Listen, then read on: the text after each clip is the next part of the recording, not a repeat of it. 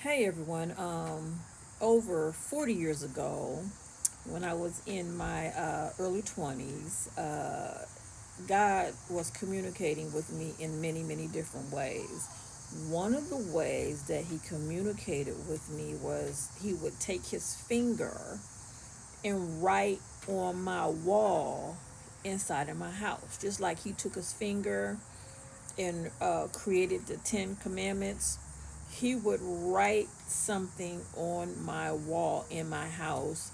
I would have to then get up, go to my wall, read what God was saying to me, and move forward. But he's been doing that for years. So when someone is standing in front of me, or if I'm on the computer monitor, or I'm watching the news, God will write something right across a person's forehead so that I know what's going on with that person, so I can intercede, so I could pray, and so I could be careful, because if it's an enemy, then I have to be careful. You know what I'm saying? Because he will write that. He'll write enemy right across somebody's forehead, so I will know. Now I'm not going to tell you I know you're an enemy, but I'm going to always remain in the fruit of the spirit, because that's a commandment that God gave me. Get in the fruit and stay there. And then I'm going to always intercede and pray for people. Okay? But I guess the reason why I'm coming on this platform now to share this way of communicating that God does with me is because he just reveals stuff to me about people. He lets me know what's going on, and he'll tell me things about people. Like, just like he just flashed a vision of a female and told me she was a warlock by writing. He's been doing that with me for years, just flat out letting me know.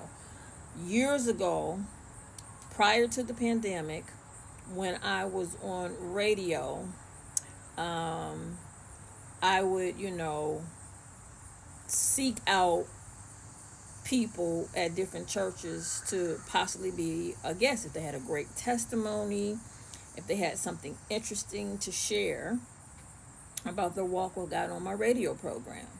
And people in the Michigan area became very, very familiar with me and my ministry. And I remember going into one church in Michigan and just, enjoying the worship and everything. And there was a gentleman who walked up to me. He said, "Hey, Miss Banks." He said, "I really enjoy your radio program." He said, "One day I would love to be a guest on your program." And so when I looked at him, right across his forehead, God said, "Fornicator." So I said to him, "If you want to come on my platform, you got to be holy before God. You got to be upright." I said, because if you're not living right, those spirits attached to you will come through the airways, come through the microphone, and shackle people. People will be in bondage. I need people who walk in right with God, so that when they're speaking, the anointing of the Holy Ghost is coming out their mouth and they're setting the captives free. And so I said, "Are you walking upright before the Lord?" And he said, "Yes." So he didn't know how profound my gifts were.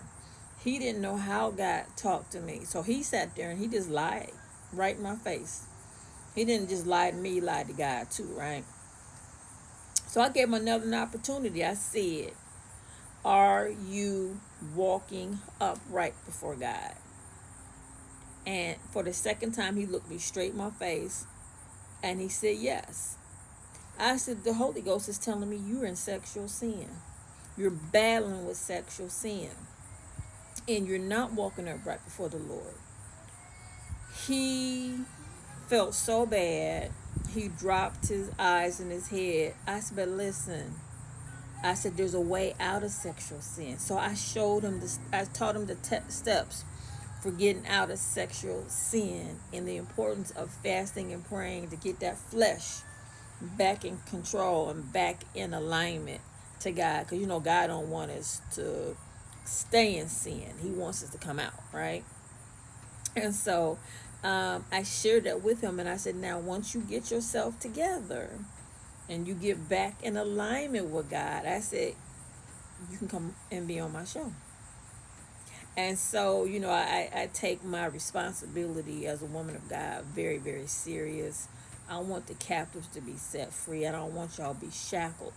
So when I'm coming to you and I'm telling you there's warlocks out there, I'm saying to you, if you don't have discernment and you sitting there and you listening to the warlock talk, you're going to find yourself in bondage. Because those spirits, those dark spirits that are in that person's body, coming out their mouth, is going to attach themselves to you. And you're going to find yourself doing stuff you don't have no business doing. Do you understand what I'm saying? So that's another reason why I'm very careful. I don't let everybody just lay hands on me, and I don't let everybody pray for me. Because if I discern your behind is off and you ain't right, you can't touch me. Don't touch me if you're not right. You understand what I'm saying?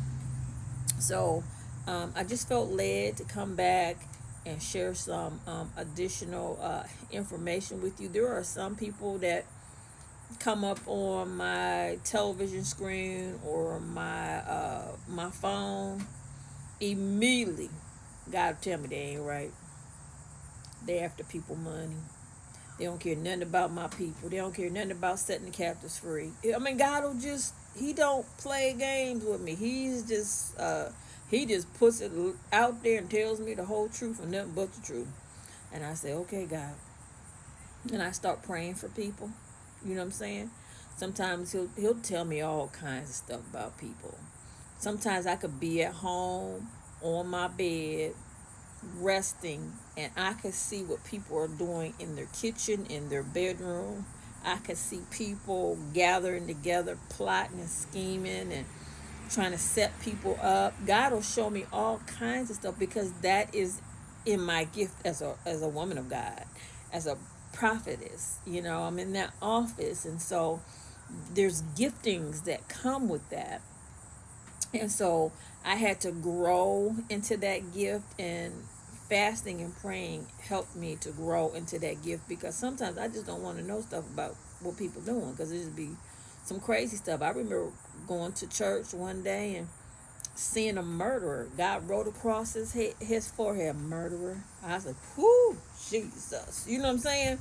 But if you don't have those gifts, you don't know that somebody has sitting in your church and lost a rabid mind and need deliverance, because you don't have that gift of seeing and knowing how to call that stuff out. So not only am I led by the Spirit of God, by what I feel on the inside, I have the gift of seeing. I can see, hear, smell, taste, and feel in the realm of the Spirit. Just like we have those senses in the natural, I have those same senses in the realm of the Spirit. And I can smell sin. So if someone gets around me, and it has nothing to do with if you took a shower or not, sin has a distinct smell. It smells like hell. It smells like Hades. Okay? And sin is connected to dark forces. There is an aroma that any woman or man of God who has a call in their life, they can tell you that it has a distinct odor. And it's like no odor that's on this earth. It's an odor that comes straight out of hell, Hades, okay? And I can tell when there's sin in the camp. I could be seated in in an audience, in a congregation, and get a whiff of sin in the house of God, and I'll say somebody is in sin right now. And that's when the man and woman of God who is fasted up, prayed up, and in tune with God should be on the microphone, call that out. Somebody in here is in sin, says God. You need to get your life together. You need to put that sin aside and get cleaned up before the Lord. That's why I keep telling people you got to practice walking upright with God. Even if you mess up and make a mistake, dust yourself off. Ask God for forgiveness.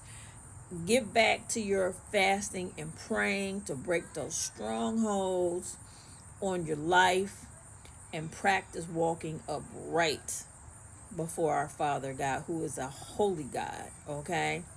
And God will help you, but you have to have a heart and a will to want to walk upright before God. Where did I learn all this? God taught me himself. As I was picking up the Bible and reading, he was teaching me how to walk upright before him. Remember, I shared my history of how I was brought up. I was not brought up how to walk with the Lord. I was not. I was taught to believe in him, but not to walk upright. And so in my early 20s, my God just came into my heart, just cleaned everything up, showed me how to walk with him, and it has definitely been a journey.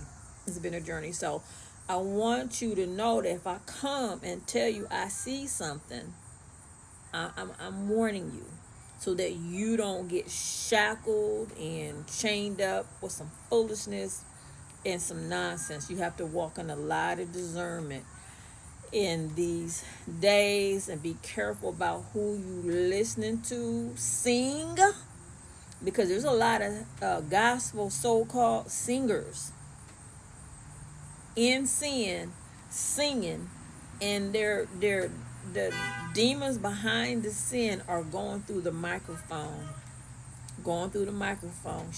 and people are being bound. They are being bound and shackled. Do you understand what I'm saying? I don't listen to everybody sing. I don't listen to everybody preach, because everybody not walking right. They not. And so most of the time I'll tell you, you'll hear me say to you, go get the Old and the New Testament out of the Bible and listen to God himself.